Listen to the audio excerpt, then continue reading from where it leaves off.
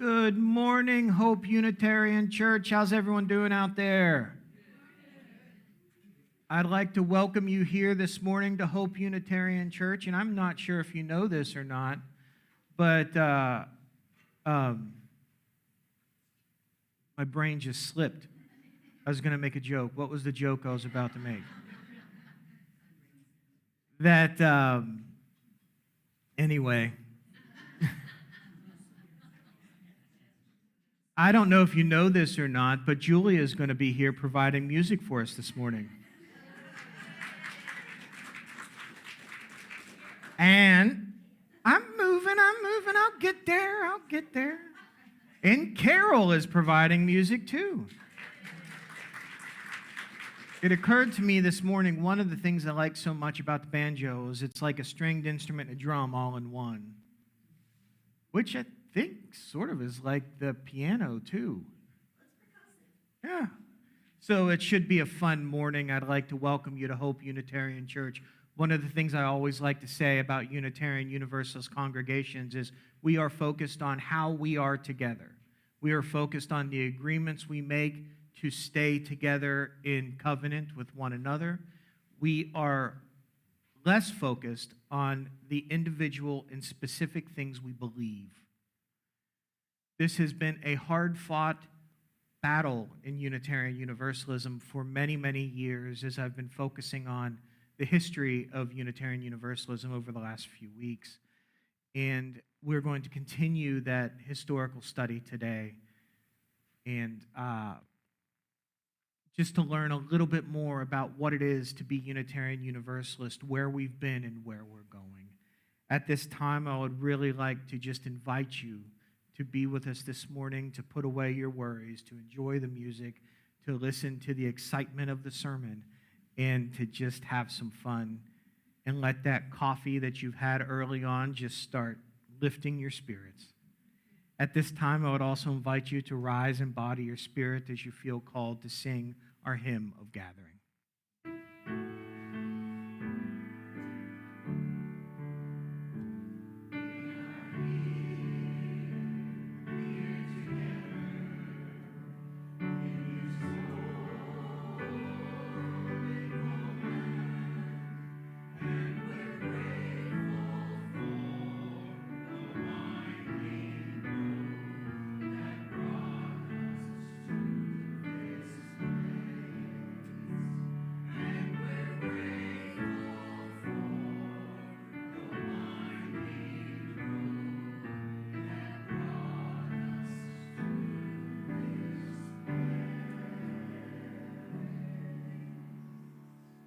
Our chalice lighting this morning was written by Margaret Fuller, who was one of the few women in part of the Transcendentalist Club in the early 19th century. And I would invite you to read this quote, or I would invite you to say this with us. Together, as we light our chalice, we remember the words of Margaret Fuller, who reminds us not to be selfish with our knowledge, saying, "If you have knowledge, let others light their candles in it." You may be seated.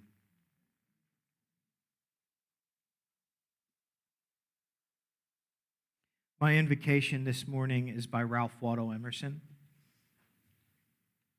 A person will worship something, have no doubt about that. We may think our tribute is paid in secret in the dark recesses of our hearts, but it will come out.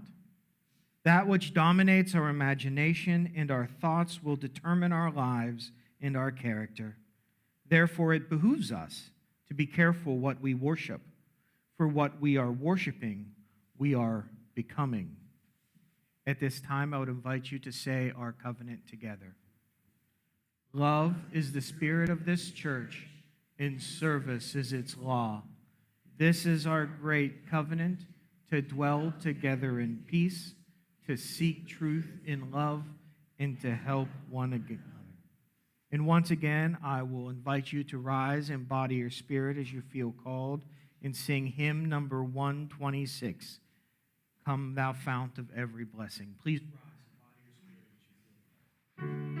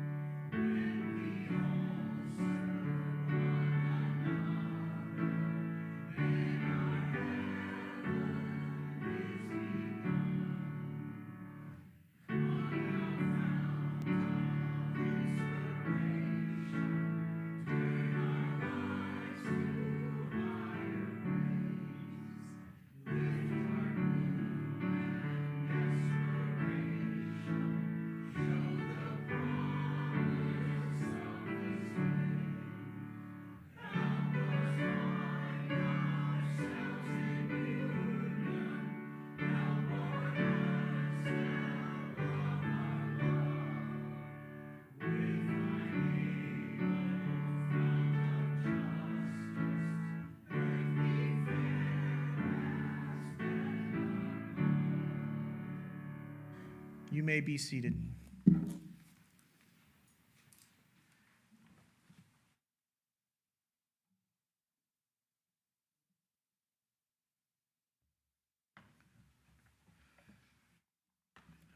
Good morning.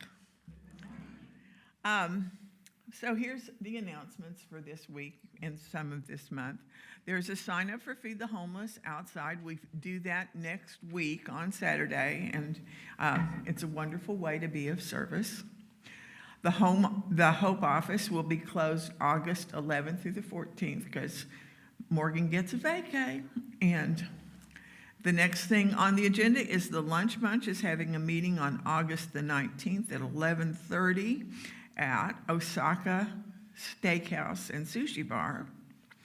And Mary Baird is your contact, and her phone number is in the highlights. Good Trouble and Indivisible Tulsa are having meetings on Monday 10th and Tuesday at different places. Good Trouble's at Tiamo's, and then Tuesday, Indivisible Tulsa is at Hardesty Library. And the speaker is Jess Piper, and she's a prominent person on TikTok if you spend any time there, and she complains or voices her concerns about her blue state, Missouri, and she thinks Missouri's a blue state. So I think it would be pretty interesting to listen to her. We're having a game night on Thursday, August the 20th. Bring a board game or play some of the ones we have here, and James Hefner is your contact person. And next Sunday is going to be our Joys and Concerns Sunday. So if you have some of those that you want shared with the community, the slips are outside on that front table. And on August 22nd at 4 p.m. will be a celebration of Levon Boeck's life.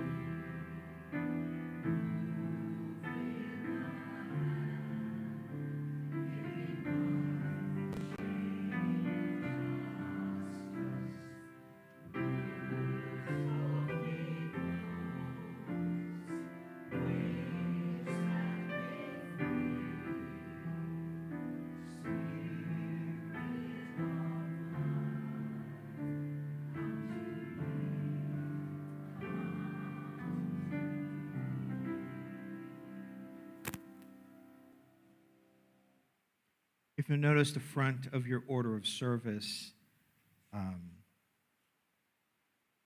Morgan often picks my pictures for me on the front. I just let her do it. And I told her that we're talking about transcendentalism this week, and she said, Justin, I just kept getting weird pictures come up. Can you find something for me? That picture on the front is the original cover from the book Walden by Henry David Thoreau, whom we are going to utilize in this responsive reading.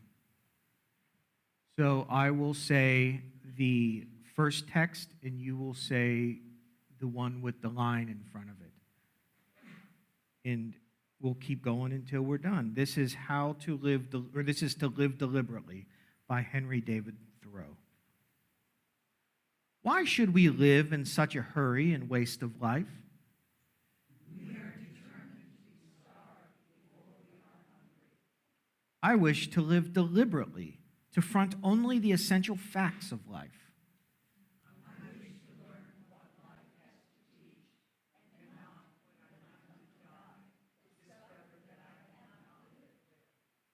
I do not wish to live what is not life. Living is so dear.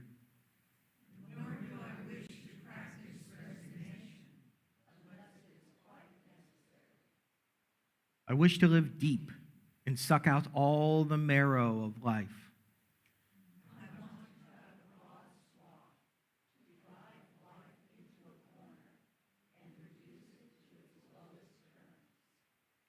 If it proves to be mean, then to get the whole and genuine meanness of it and publish its meanness to the world.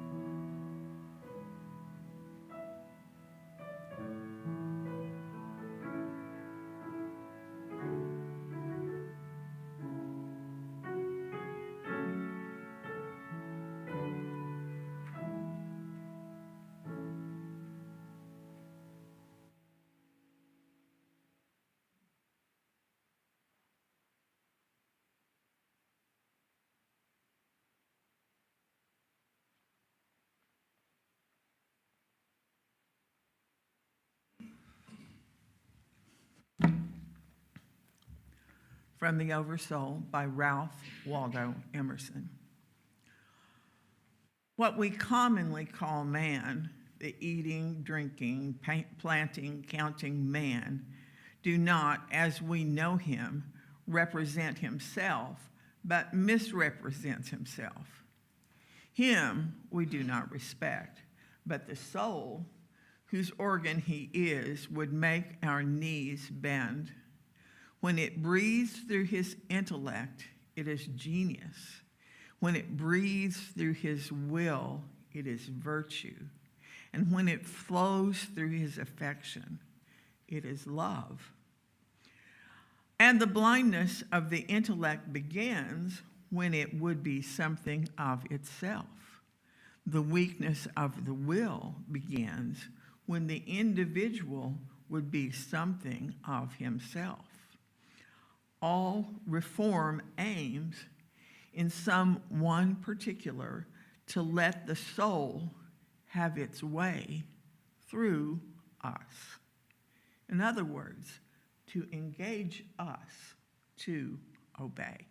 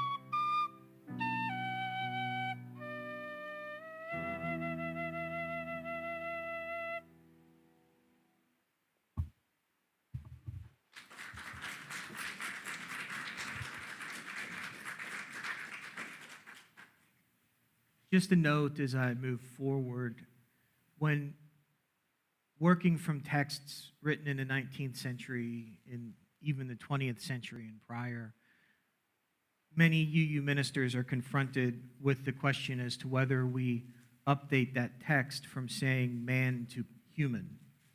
And with Emerson's word, I opted not to do that. I don't hold to that all the time, but in this Sunday, when you hear me quoting anybody from the transcendental age, and I say man, I generally mean, or he generally meant, human. A Unitarian minister named Jared Sparks was ordained in Baltimore, Maryland on May 5th, 1819. Reverend Sparks would go on to have an amazing career, only serving in the ministry until 1823. Following that, he would buy a publishing house, then become an academic. He would serve as chaplain to the U.S. House of Representatives and would later, in 1849, become the 17th president of Harvard College until 1853.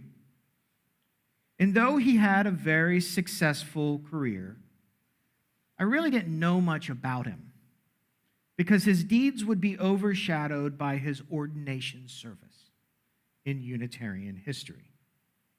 During his ordination, William Ellery Channing would preach what came to be known as the Baltimore Sermon, or Unitarian Christianity. At this time, Channing was the premier liberal preacher in New England, especially in the Boston area.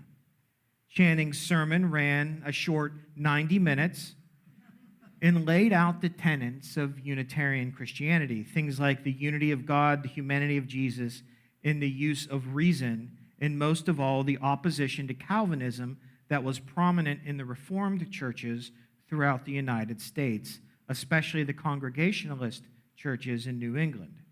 See, Channing believed that human beings had free will and could choose to do good things and could choose to be good people. And though these ideas seem pretty common to us, at the time these things were spoken in hushed tones, even in Unitarian circles. So there was considerable debate going on, or going to this, up to the service. Was Channing a good, upstanding Congregationalist, or was he a Unitarian in sheep's clothing? During this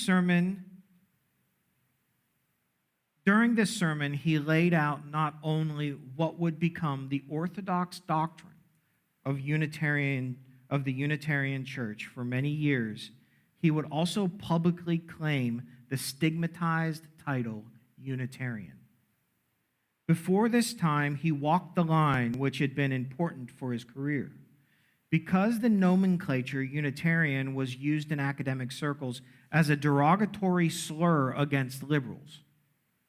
For example, someone might say something like, "My Lord Jedediah, you keep that up and people will think you're a Unitarian."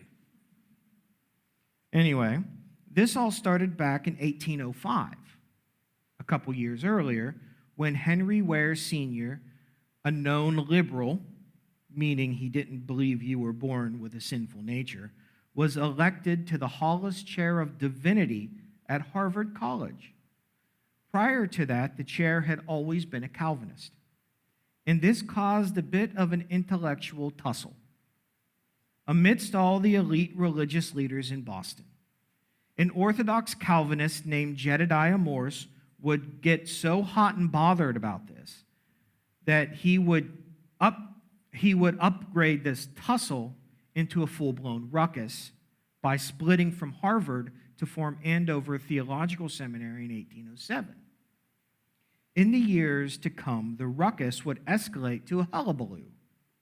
So when Channing owned the epithet Unitarian, he said to the Boston religious elite, "Say something, I dare you."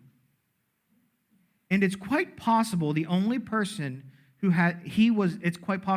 was the only person who really had the theological gravitas to pull this off. So because Channing did this, and because this caused a bit of divide amongst the Orthodox in Unitarian churches in the in the New England area, this accelerated the creation of the American Unitarian Association on May 25th, 1828. What's funny is that's the same exact date the British Unitarian Association was founded randomly. It just so happened that happened together. But around that time, there was this local family that represented a whole lineage of Congregationalist Unitarian ministers that I imagine was paying very close attention to the Unitarian versus Orthodox debate. Of this family, there was a 15-year-old kid whose friends called him Waldo, also paying attention to this hullabaloo, considering whether he would follow in his minister father's footsteps. Now, I don't know if he was in the audience for the Baltimore sermon, but he would have read it. It was well published afterward. And since he was only 15 at the time, he might not have actually been there. But the speaker, William Ellery Channing, would become a lot of the reason that young Ralph Waldo Emerson would enter Harvard Divinity School to become a Unitarian minister. Though Emerson would have to leave seminary in 1826 for health reasons, he was still ordained at the Second Unitarian Church in Boston in 1829. Now, he didn't stay in the profession long. He left Second Church Boston in 1832 and the Unitarian ministry over a theological disagreement. In his essay on the Lord's Supper, he says this. Now, I'm going to do, look, anytime you're reading Ralph Waldo Emerson, it's just going to be messy. So I'm going to do this in my TV biography historian voice. Having recently given particular attention to this subject, I was led to the conclusion that Jesus did not intend to establish an institution for perpetual observance when he ate the Passover with his disciples, and further to the opinion that it is not expedient to celebrate it as we do.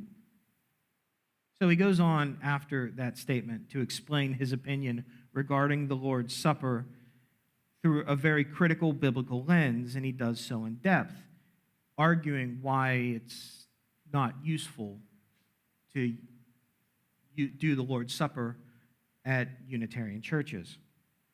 Now, if you're interested in reading this argument, you're welcome to find it online and read it. I'm not going to take the time here, especially since even he thinks he was a little long in the tooth. However, he does go on to say at the end, "This discourse has already been so far extended that I can only say that the reason of my determination is shortly this.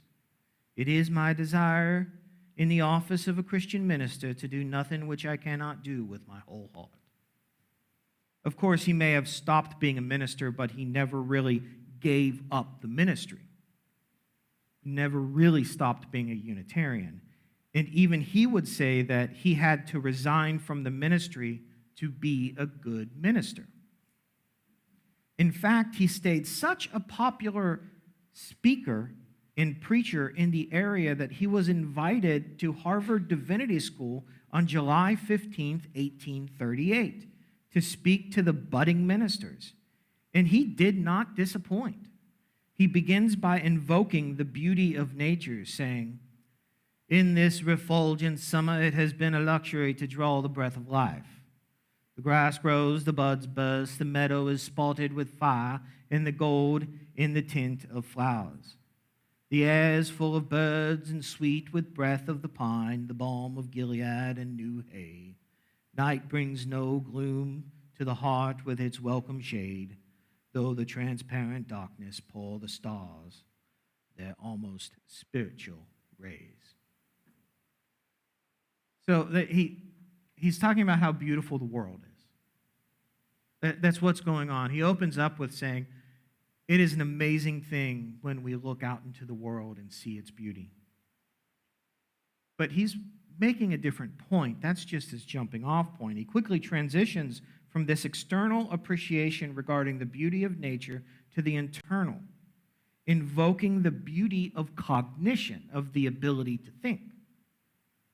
The ability for humans to ask the question, so not only do I want to understand the world, I want to understand how do I fit in this world. What is my role in this world? From this, he would talk about how we look at the world, discover the laws by which it works, and from there do something even greater. He says this: a more secret, sweet, and overpowering beauty appears to man when his heart and mind open to the sentiment of virtue. Then instantly he is instructed in what is above him. He learns that his being is without bound, that to the good, to the perfect, he is born. Lo, and now he lies evil and weakness. That which he venerates is still his own, though he has not realized it yet. I spent hours on this short section of Emerson, and I had to reach out to help for it. And it took me hours to get to the point where I understand what he's saying is the truth comes from inside us.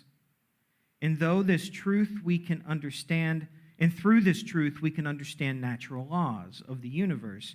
And when we are aligned with these natural laws, we're able to thrive as human beings in this truth. That took me a while to get to. So if you're not there, don't worry about it. And the reason I needed to understand that is because of this line in the middle where he says, that which he venerates is still his own. I spent a lot of time on that one. He's making a subtle statement that we can only identify the divine because we share in it. We are not limited to a simple spark of God's greatness within. We are, at our core, part of it, born with it. And I suspect that Orthodox Unitarian ministers began to sweat and move uncomfortably in their seats at this time because Emerson was using the language to set up some major heresy, and the Unitarian establishment could probably see it coming. Emerson's understanding about the core nature of humanity would change 1,400 years of dogma around Jesus, invoking something orthodoxy had been trying to stomp out for years. He was about to say something he couldn't take back. He says this: one man was true to what is in you and me. He said that God incarnates himself in man, and evermore forth anew to take possession of the world. And this is him speaking from the voice of Jesus. He said, in this jubilee of sublime emotion, I am divine. Through me, God acts. He's saying this is what Jesus would say. Through me, God acts.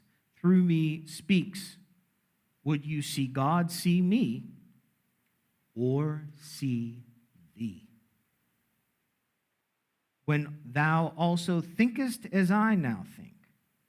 But what a distortion did this doctrine and memory suffer in the same, in the next, and in the following ages. This is a really neat text.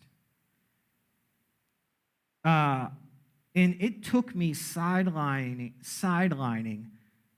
some of my inherent bias, especially my religious bias from my history growing up in fundamentalism and my spiritual heritage. I had to kick that aside because it kept getting in the way of me understanding what Emerson was saying. And it's something like this. Jesus noticed that God was incarnated in him. And though he was divine, that God acted through him and spoke through him. But we've misunderstood what that means. Historically, Jesus might have stood out, but not because he was special, but because he noticed something that was inherent in his own nature. And what aggravated Emerson was that theologians and writers following Jesus following Jesus' life would distort his nature in the years to come by calling him God. But Emerson's point is this: this is not what made him God. It's what made him human and what made him divine in one, just like us. Jesus then was not Jesus was the rule for humanity, not the, what was that phrase? You're the rule, not the exception. Jesus was not the exception.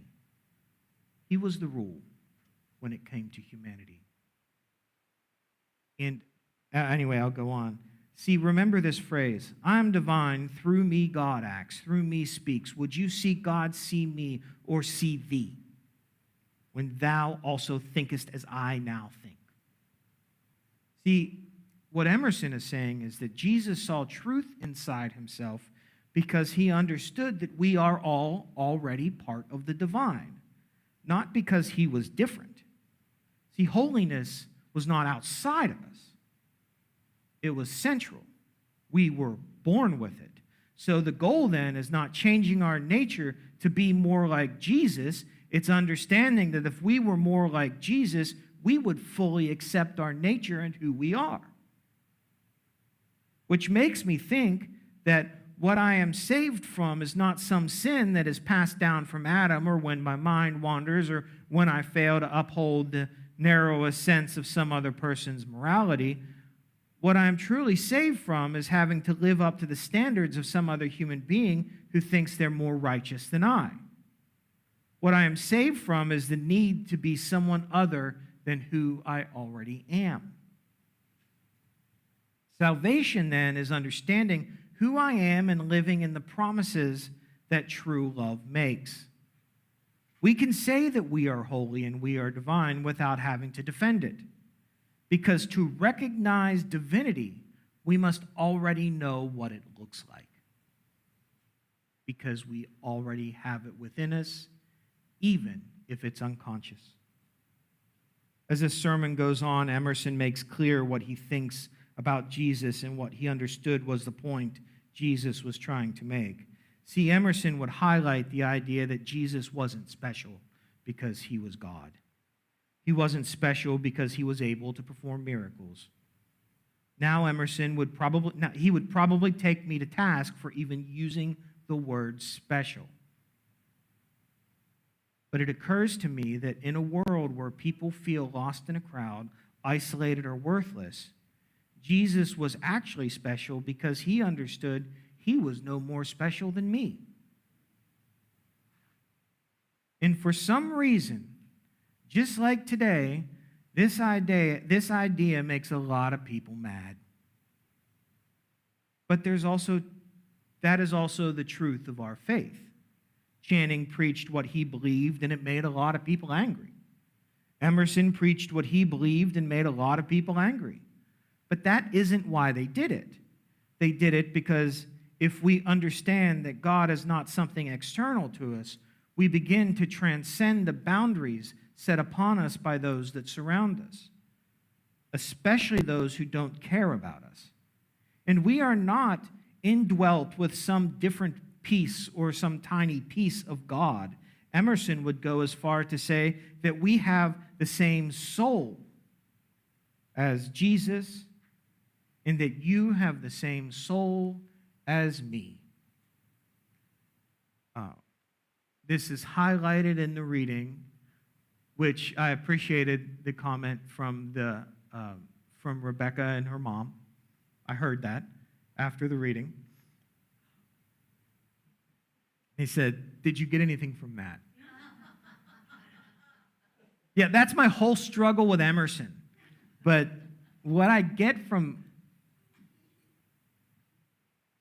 because it's a complex idea, but Emerson had this idea called the oversoul. He believed that we were all connected. He believed that our soul, deep down, in some collective way, was the same. But I think I understand why believing that makes people angry. It means we share a soul with the people in homeless encampments, with women who can no longer find life-saving medical care, and with the LGBTQIA plus community that gets masticated in politics, and with the men and women who end up lost in systems of oppression. I think a lot of people over time, or a lot of people because of the way they're born, confuse the words religion with doctrine and faith with dogma. At least that's what I hear. And people love their doctrines, and they'll kill for their dogmas. And we have spent 2,000 odd years as a people parsing the same text over and over again with the idea that maybe if we looked at it just a bit harder, we will see the thing other people missed. We will find out the perfect line that proves I'm right, or it's going to be okay, or that'll show them. If we continue to parse this text over and over again that we've parsed for 2,000 years. Reality, and in truth, what Emerson, I think, would say, and what I am beginning to believe, is that we often know what is right and wrong without anyone telling us. Oh, there are different societal things and understandings that we have to have. But see, Emerson, he believed people were good. That built within us is the goodness of all humanity. And that if we were truly ourselves, we would know that goodness. When a child starves or a person is abused, when people are given to suffer, when innocents are bombed, we don't need scriptures to tell us that's wrong. We know it. Unitarian and Universalists have for a long time seen life through different eyes. Next week, I'm going to expand on this. See, and what I want you to understand about this sermon, it started with an intent to do one thing, and then it did something completely else. But what I want you to understand is the organization, because if Ralph Waldo Emerson was the father of transcendentalism, and you saw my title, UU History Part 2, The Rise of Transcendentalism, which this is actually Part 3. But so I'd planned on talking a lot more about transcendentalism. Then I got into the weeds with the Divinity School address and found something even more special. And what we know about transcendentalism is this. If Emerson was the father of transcendentalism, William Ellery Channing was the grandfather. And I haven't even had a chance to talk about Thoreau or Margaret Fuller, who expand this idea of what Emerson called the oversoul. And sadly, I won't get to because there's just too much. The transcendentalists wrote down everything. But understand this. The transcendental movement of the early to mid-19th century was also called the American Renaissance. And it was founded by Unitarians.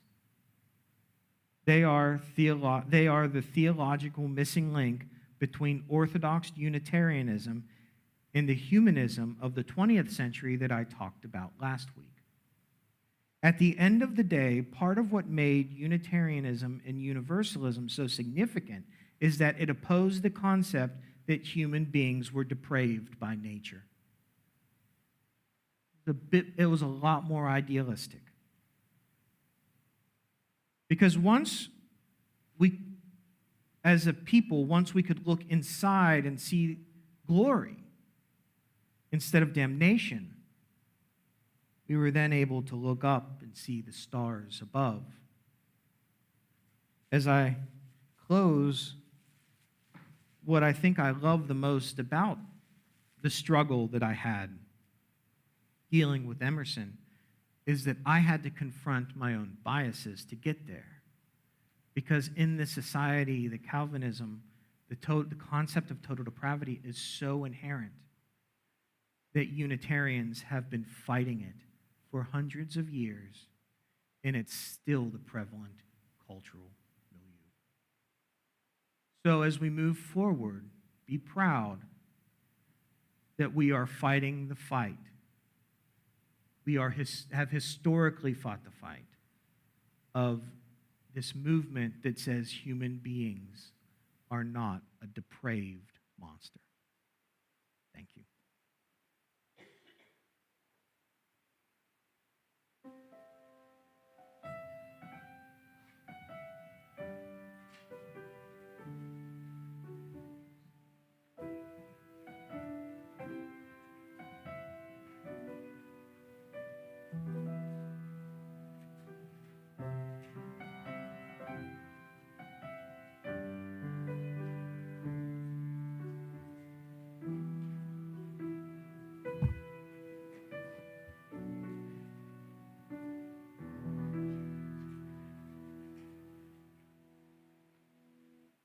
At Hope, we give our monthly plate away to a generosity recipient.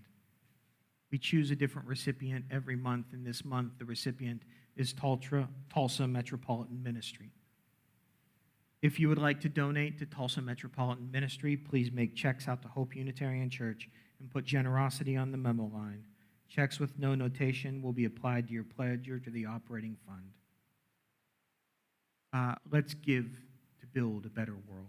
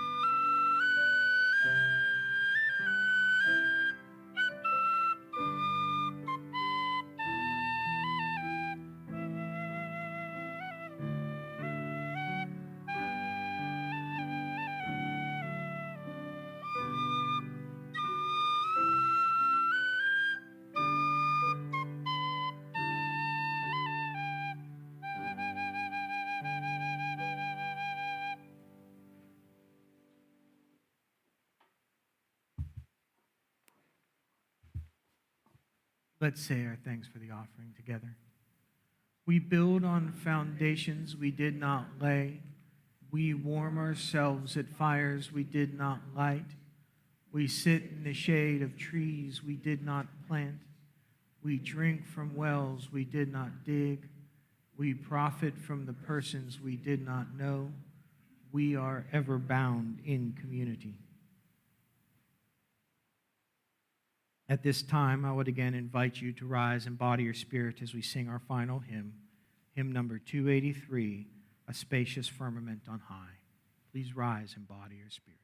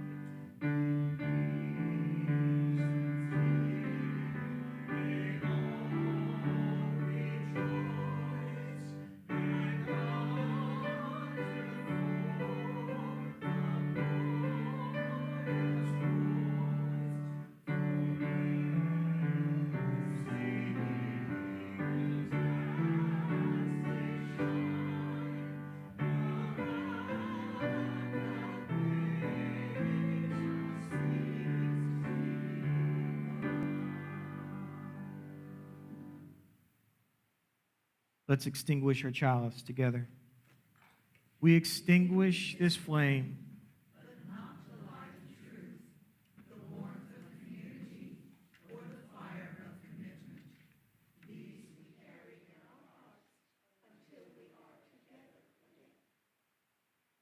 I want to remember these words from Emerson that I read multiple times during the service. I am divine. Through me, God acts. Through me speaks. Would you see God? See me, or see thee, when thou also thinkest as I now think. Go out and remember who you are, and what we carry inside us is more special than anything anyone could ever give us. Go in peace.